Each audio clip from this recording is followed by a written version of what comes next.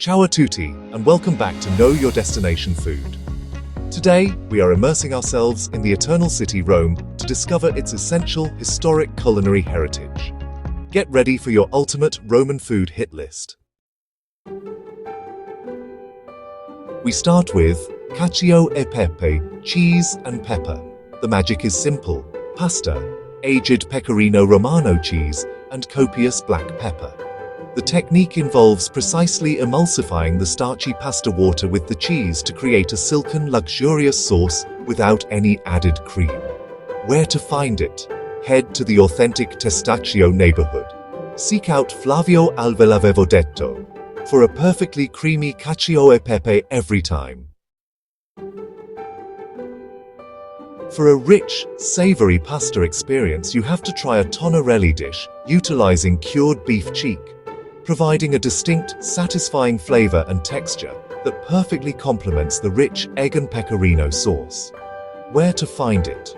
Look for established restaurants like Nonna Betta or Bella Carne, which specialize in cucina ebraico-romanesca, or Jewish Roman cooking. A dish so iconic it defined a cuisine, Carciofi alla Giudia, or Jewish-style artichokes. Whole Roman artichokes are deep-fried twice in olive oil until the outer leaves are shatteringly crisp like potato chips. Where to find it? Gighetto al Portico d'Ottavia or Piperno are historic, atmospheric choices that have been frying these golden flowers for over a century. Time for street snacks.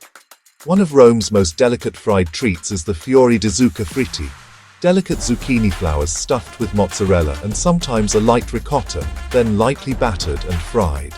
Absolutely sublime.